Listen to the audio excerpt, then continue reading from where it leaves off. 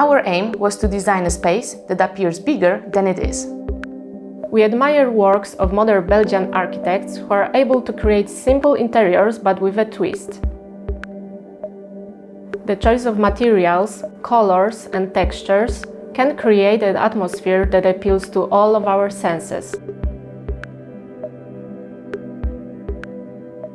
I'm Karolina Chodur. I'm Malwina Borowiec. We are architects from Pigalopus studio in Poland.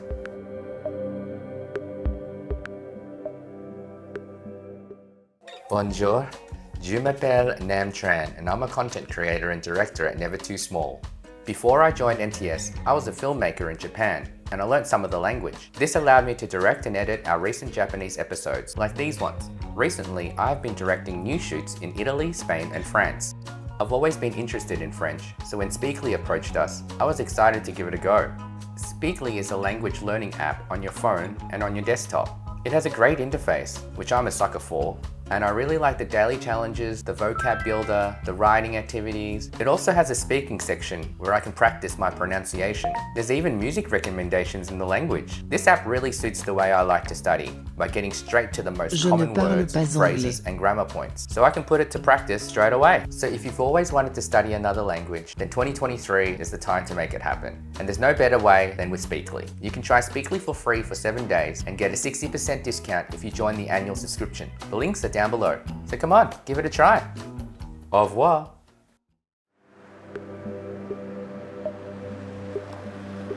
The building is located in Krakow, Poland, near the city center in Podgórze. After many years of negligence, this part of the city is experiencing a kind of renaissance. It's a very walkable neighborhood with many cafes and restaurants and has a small town vibe inside a bigger city. I enjoy living here with my partner and my dog Wichura. When we first saw the flat, we fell in love with the windows and the feeling of light in the space. There was a kitchen, bathroom, a large open space and a balcony. Our goal was to make the living room area as spacious as possible. Then it was important to divide it into some smaller and comfortable zones, but without adding any new walls. We didn't change the floor plan. Instead, we chose to use furniture to divide the space. We used a large shelf to separate the living and the sleeping areas. We wanted to add furniture that can be moved around freely and not fixed to the walls. This gives us more options to make changes to the layout in the future. The first thing you see when entering the flat is an oak dresser and plants, and a large print above it which sets the tone of the flat. There's a niche for everyday storage and shoes. A softly shaped mirror reflects the cozy living area, and on the wall we put an oak shelf for keys and a few wooden hangers for hanging up a handbag or displaying some nice decorations. There are grey tiles here to define the entrance zone. The rest of the flat is oak parquet.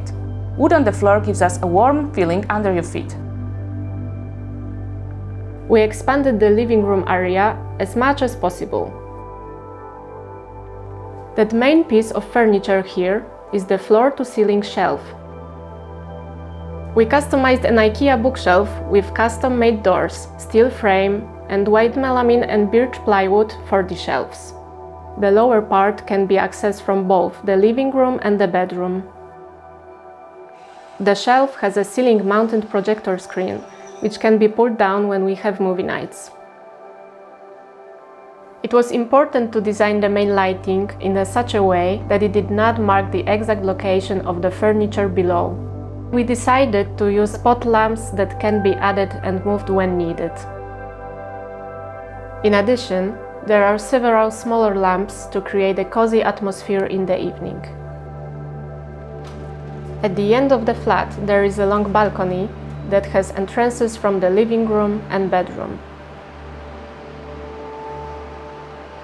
The armchairs can be brought inside for extra seating.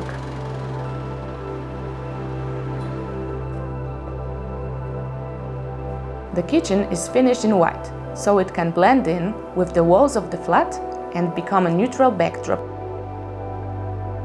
There is an induction hob, dishwasher, granite sink, fridge, and oak countertop. There is an additional countertop in front of the window. A centrally placed green table can seat up to 4 people. The round shape allows you to walk freely from the kitchen to the living room on any side. The bed is located on the other side of the bookcase and is integrated with it. The bed frame sits high from the floor. This allows easy access to plenty of space for storage beneath. On the lower part, some cabinets can be opened only from the living room, but one of them works as bedside table, but also as a fan window between 2 zones. There is a small workspace by the bed.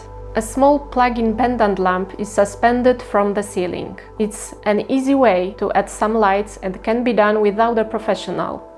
The desk folds down, and when it's not used, it works as a small shelf to display our things. The design of the bathroom is quite simple, with its white tiling on the walls, a base grey tiles on the floor. Below the wash basin, there is a washer-dryer and storage. There is a decorative rounded corner mirror, which softens that basic look of a bathroom. Above the toilet, there's a niche that acts as a shelf for essential cosmetics.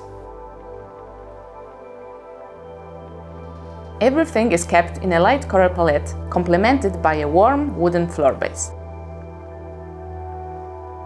We designed it to be a subtle and warm space so that the residents can fill it with their books, prints, and personal items. By creating dwellings such as the building this flat is in, there is a possibility to recover neglected parts of neighborhoods across the city and bring more life into the area. New buildings in the inner city helps the area to develop and attract new residents. We are aware of the risk of gentrification, but if it's designed well, the whole neighborhood can benefit. Thanks for watching, and if you're an architect or designer with a project we could feature, please share it with us at nevertoosmall.com/submissions.